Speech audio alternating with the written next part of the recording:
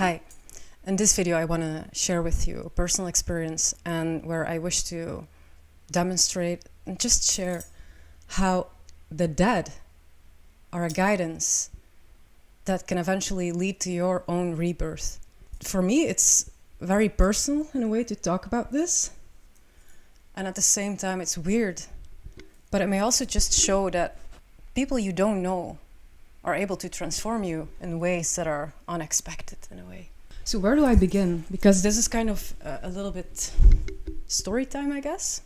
So it actually all began with the Hamas attack of October 7th, 2023. And maybe, as most of you know, there was one particular woman who stood out, like who was the very first video to go viral, which is Shani Louk. And I remember when I saw that video, something just hit straight through me. Like, I felt that. I felt it on such a personal level. And that was actually the kickstart of something that I had never expected to happen, but which is so beautiful and has taught me so much. So I started researching. I found her personal account. Eventually I ended up following memorial accounts to honor her memory. And just this journey has been accompanied by so many tears, so much grief, which was also a mindfuck in a way, because I found myself mourning over someone that I had never met. Anytime when I saw pictures of her, I felt so personally wounded by it in a way, as if, I don't know how to explain, but now the thing is, I am going to get into the astrological dimension of this everything, her chart, my chart, Nameasteroids, all that kind of stuff, because it is so incredibly educational in a way. How we can learn from the dead, and how sadly there are things in her chart that literally demonstrate the final moments in a way, which also kind of inspired me in terms of understanding like the elements that are present when we die. I find this so difficult to make this video. So where do I begin? Her essence penetrates through everything that I am, and for a reason, potentially. Always, you know, it's always for a specific reason. You don't have to know each other personally to be transformed. Shani is the opposite of who I am, or at least in her lifestyle. She was outgoing, very social. She traveled to places. She was so active, so passionate. She was so present, so devoted. Someone who truly enjoyed life to the fullest.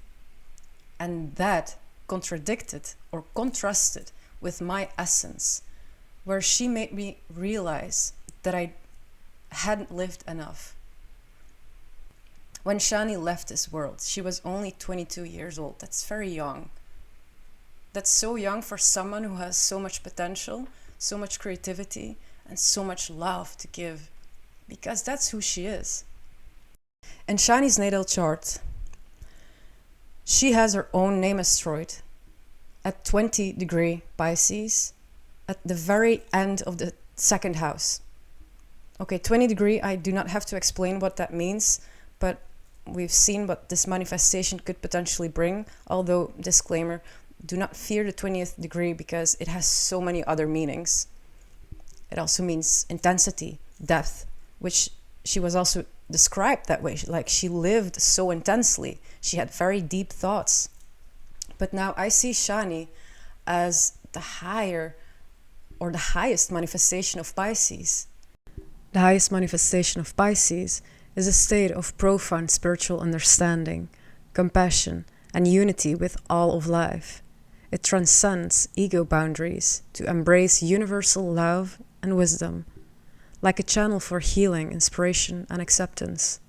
The embodiment of deep empathy that can dissolve judgment and cultivate genuine forgiveness, both for oneself and others.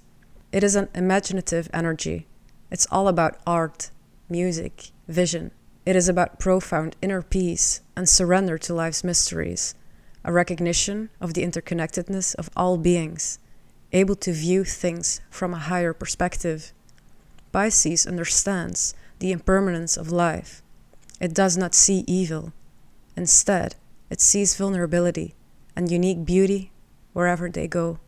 And that is such a beautiful totality of the sign Pisces. It fits so much. Like, everything about her is very symbolic. And that's also what I wish to show you in this video, that Shani, well, through my eyes, because of course I am sharing everything here through my own personal lens. And of course it is subjectively loaded because I am very moved by her. But her last post, in the caption she wrote, "As above, so below." 5 years prior to her farewell, on October 7th, she posted a picture of a pastel sky, and the caption she wrote was, "Watching us from above." And why I find this so significant is that the more I studied her chart and felt her essence and energy, the more I felt this woman is something else. You know, these people exist. And she's also described that way by her loved ones and family and the people that she met, that she was and still is an angel who walked among the living. And she continues to be that way. Her family made a website of her with pictures, her art, her philosophy, her story. There has also been an exhibition of her art. But people can also write something about or to Shani, which is posted on the website. And when you read those things, like even from strangers, including myself, how deep her essence and her light has penetrated people.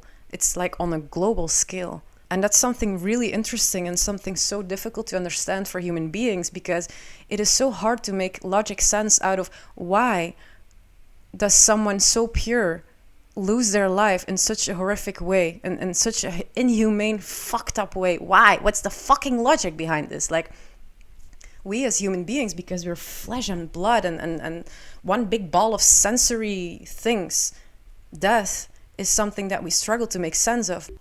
I came across an insightful perspective in a reel on Instagram addressing the question, why do innocent people die sooner? And it offered an interesting view based on the Bible, suggesting that God sometimes takes people earlier to protect their soul from the evils of this world. So now I'm gonna dig into the astrological perspective. In the solar year and profection year, when this event occurred, she was in a Scorpio profection in the 11th house. Scorpio, I do not have to explain what the potential manifestations could be. I mean, this one is a literal manifestation. On the day of this attack, there was transit Mars conjunct the South Node in Libra. Now Mars is in detriment. It is very weak in Libra. But as Mars is her perfection ruler, it also kind of symbolizes her body. She was taken away. And on the day when her body was recovered, transit Mars was in Aries conjunct the North Node, where Mars is strong, so her body gaining strength. She came home. Like, it was this karmic cycle from the South Node of being taken away to the culmination of coming back home. And that is so symbolic about her, something so educational as well, in a weird way. Like, yeah. And what's even more beautiful is that she returned home on the birthday of her mom. That is the most heartfelt gift that her soul could give her mom, that is still here in the third dimension. On May 17th, transit Shani was in Cancer, which is a sign of home and mother. The ruler of transit Shani is the moon, which is also a symbol of the physical body. Transit Shani was also the apex planet between the South and North Node, which I already mentioned as the karmic cycle of loss and return. Now, Shani was born on February 7th, 2021. Yeah. And 7 corresponds to the asteroid Iris. And Iris is the goddess of rainbows. She is the messenger between two worlds, between the higher dimension and our dimension. But in her natal chart, in her profection sign, Scorpio, there sits asteroid Iris. So it was activated, and it was in the 11th house. So she was kind of the connector, the messenger between herself and the people, which she was when she was still living, when she was still with us. But she continues to exert that influence.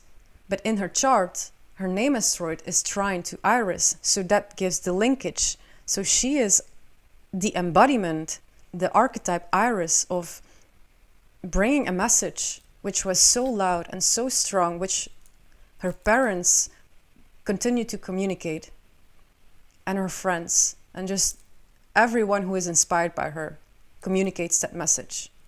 It's a message of love, peace, unity. Now a little more about asteroid Iris. The fact that this is the goddess of rainbows. There is a post on Shani's Instagram where she wrote in a caption, "If you want the rainbow, you gotta deal with the rain." Which is again so symbolic. Like, the thing is, when a specific archetype is activated in your chart or through numbers, such as she being born on the 7th, which connects to asteroid Iris, means that people will somehow channel that energy, which she did in a beautiful and positive way. Her chart also showed me how literal things get. For instance, she had the asteroid White in the 5th house of party, but White is in a square aspect to Car. White, Car, that is the final footage of Shani, sadly. And Car is at 21 degrees, which is to publish, to find. Like, the world found out because it occurs in Aquarius. Car, asteroid Car in Aquarius. So the linkage is a shock through a car. Like, it gets really literal in their chart. The symbolism extends even further. So asteroid Car is conjunct with Hermes, the archetype of the messenger, the one who connects people for a higher purpose. Take note of Hermes in a tight square aspect with Iris, and Hermes is in a semi-sextile to her own name. This indicates that she embodies the role of the messenger, radiating through her light, innocence, and loving heart. And people are deeply moved by her presence, touched for a reason. Asteroid White is also conjunct to her ascendant ruler, symbolizing the body. What's also so incredibly powerful about Shani is that her body did not decompose. So she had been somewhere underground in one of the tunnels beneath Gaza from October 23 until May 2024. She was so beautifully preserved, intact. And even in that, she taught me about our body after death, because in her chart, the ruler of her ascendant is in Taurus, which is to preserve, maintain. It is Saturn, which means like long-term, things that are slow. Although Saturn does symbolize decay, but it's slow. It takes a long time. So everything about her chart is so insightful. For instance, she has Neptune in the 1st house. The 1st house is where we come into this world. It is the birth. But through her chart, I also came to question, could it potentially indicate our birth into the afterlife? Because the legacy that she left behind was art, pictures, videos, and so much love. Like, this whole unconditional persona is the way how everyone remembers her. Now, I also want to get into my own chart, demonstrating why she has this type of impact on me. So in my natal chart, I have asteroid Shani, which is Shane, at 27 degrees Leo. Now, the thing is, and this is a very good example, a Nameasteroid in Leo has the power of penetrating through the heart. For me, this was a deeply heartfelt experience. But what I find really interesting about her Nameasteroid in my chart is that it's exactly conjunct union, and then in a trine aspect to Amor, also exact on the galactic center. So the thing is, because of her, I've also gained insights that I never thought, like, or that otherwise would not reach me. But now the thing is, with her name asteroid in Leo, it's heartfelt, and it's in the 6th house. The 6th house is about bringing the unconscious into consciousness. It's about lifestyle. And she kind of illuminated, Leo, the way how I live my life. She was the reality check, 6th house. She was the one who shook me back to life. So in a literal sense, the dead have woken me the fuck up. Because the thing is, it's a slow process. Because it's in Leo. Leo is a fixed sign. So it takes time. Nothing can be rushed. And it's only a year after her passing that I blossomed, that I kind of allowed her essence to guide me. And I went from a very isolated person. Of course, there are more reasons why I was that way. I still am, though. I mean, it's my essence. But I moved from someone who isolates and does not participate in social activities or who does not party to a person who does go to a party. Like, it's something that I haven't done in so many years. It's like Shani is teaching me how to live, how to enjoy life, how to be present, how to find pleasure and enjoyment, how to move, how to dance. Like, I'm rediscovering the magic of music. And then in the 6th house, to integrate it into my lifestyle, which I'm kind of doing in a way. Well, I'm not saying that I'm going to become a party animal, because I do need solitude, a lot of it. I do need rest. I'm easily overstimulated, blah, blah, blah, blah. But it is so funny, because of her, I find myself opening up to life. And that is the magic that she triggered in me through this pain. So not too long ago, I had a dream about Shani. It took months before I had the honor of meeting her essence in a dream. She was laying on the bed in fetal position, and it was in the bedroom of her parents. And at some point, she stood up so gently, so softly, like the Lord Jesus Christ himself. She just stood up, like risen from the ashes. Amazing. And it was so careful, like she tried to get used again to this physical body. She didn't say anything, probably because we do have a language barrier, but I don't think that's the same kind of stuff in the spirit world, but whatever. And I remember feeling so happy and feeling like I knew you were special. That was a feeling that I had in that dream. So she stood up, and I remember that I thought to myself, I'm gonna leave it up to you to bring this message to your friends, family, loved ones, the world, that you have returned. And she had such a caring aura over her. Something that truly felt like wisdom beyond her years, which is also how she was often described by people. Like, she was wise at a very young age.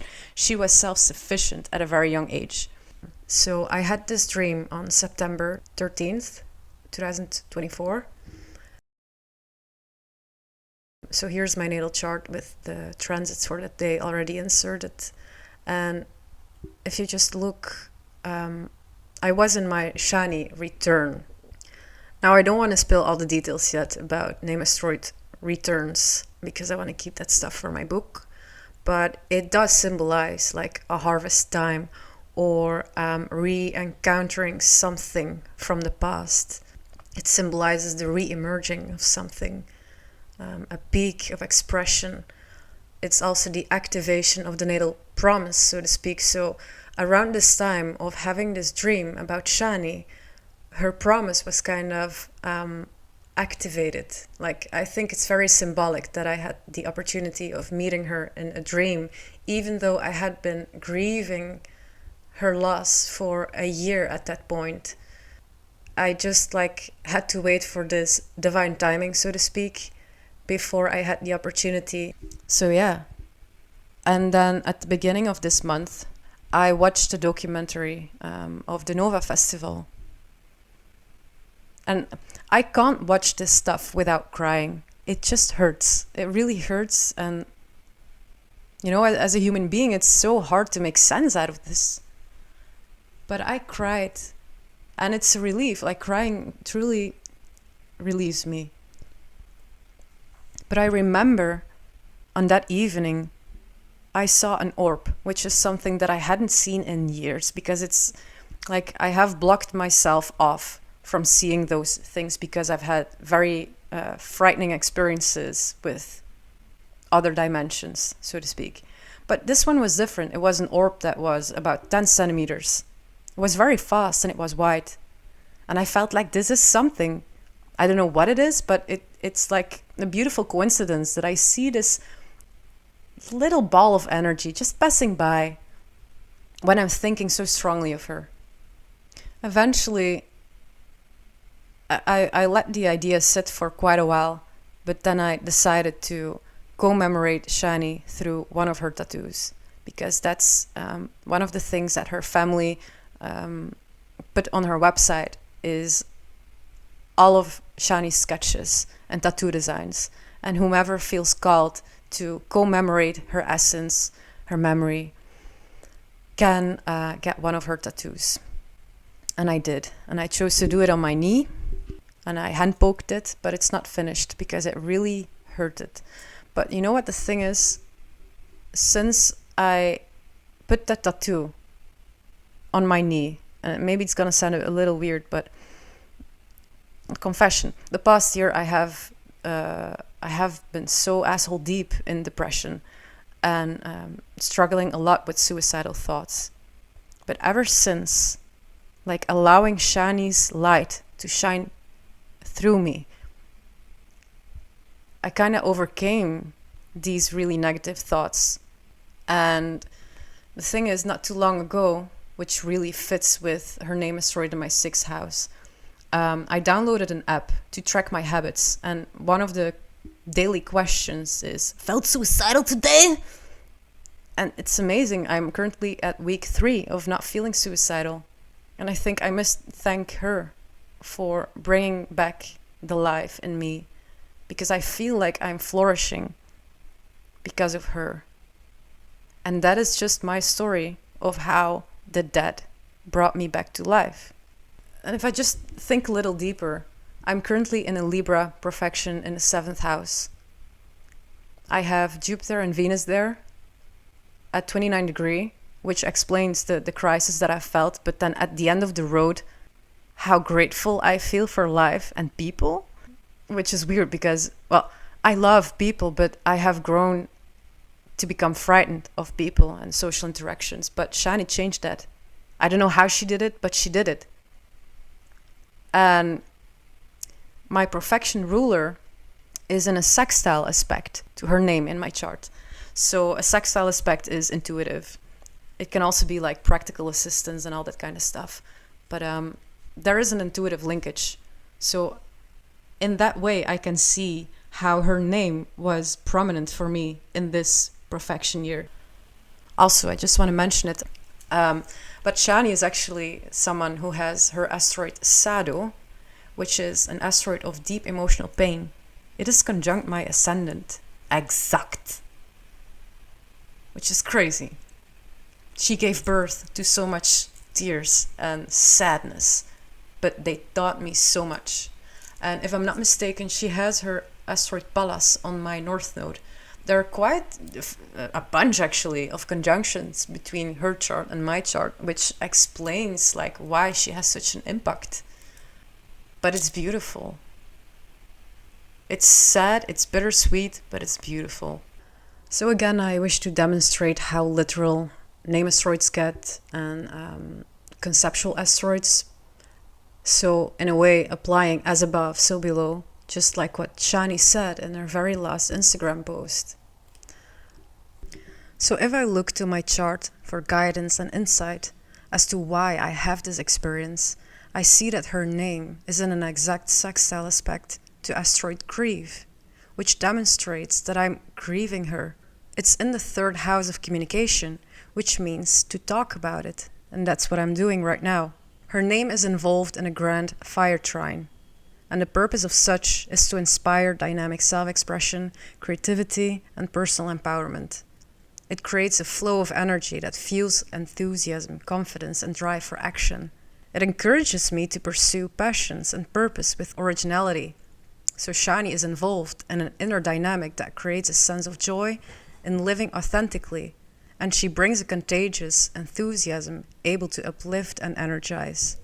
Her name is in a harmonious aspect to Ceres, which is an archetype of abduction, loss, and renewal, but also that of nourishment, sustainability, and the relationship to grief. Therefore, through this experience, I'm learning about accepting change and the themes of separation. Her name is trine to both Amor and an out-of-sign trine to Astro-Wizard, which is connected to my direction in life, in particular Astro-Wizard, which is quite prominent in my chart. Having a literal manifestation as me being an astrologer conducting research on the Nameasteroids and their psychological impact and purpose. But first, I wish to draw your attention to my moon in the 6th house. This means that in order to work, to bring meaningful contributions, I need to feel. I need an emotional connection to my work and what I'm working on. But because Shani's name is involved in my 6th house, the heartfelt experience of her loss has been a complex source of inspiration, both personally and professionally. Now, making sense out of the pain also comes through understanding and accepting my karmic path. As a person who is dominant in Scorpio and 8th house energy, death, whether symbolically or literally, is a theme. So my North Node in Sagittarius in the 8th house translates to foreigners and foreign land, as well as soulful experiences, intensity, and research. Looking to other experiences in my life, a foreign person has been a major reason for the work I'm doing right now. Because of a foreign lover that I once had, PlutonicDesire exists. So the experience with Shani, who is a foreign person, aligns with my life path. In other words, to have deep soulful experiences related to foreign people that transform me. Her name conjunct union means there is a certain amount of personal similarity. Although I've never met her in real life, there are some similar individual expressions such as dreadlocks, tattoos, and music preference. Union is about connection in the broadest sense. But for me, Shani became a guide and a reminder of light, one who helps me reconnect with life and being. ולפני שאני מדבר, מגיעה ילדה קטנה כזאת, בת 20, והיא מספרת, הילדה הזאת, אני יום אחד התייאשתי מהחיים, ושכבתי על הרצפה בתל אביב.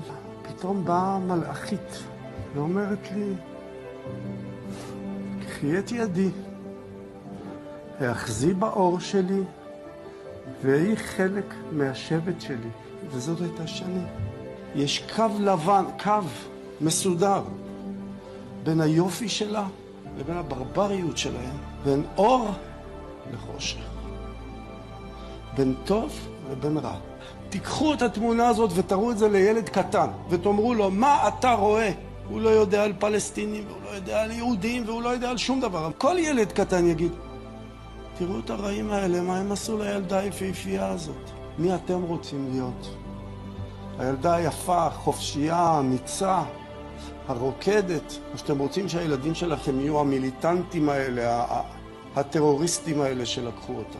אנחנו עוד נראה את הנס הגדול. יגיע נס. I hope that this video was somehow inspirational for you. Maybe something that can give you another perspective on death. And that, okay, physically gone, but energetically so powerful.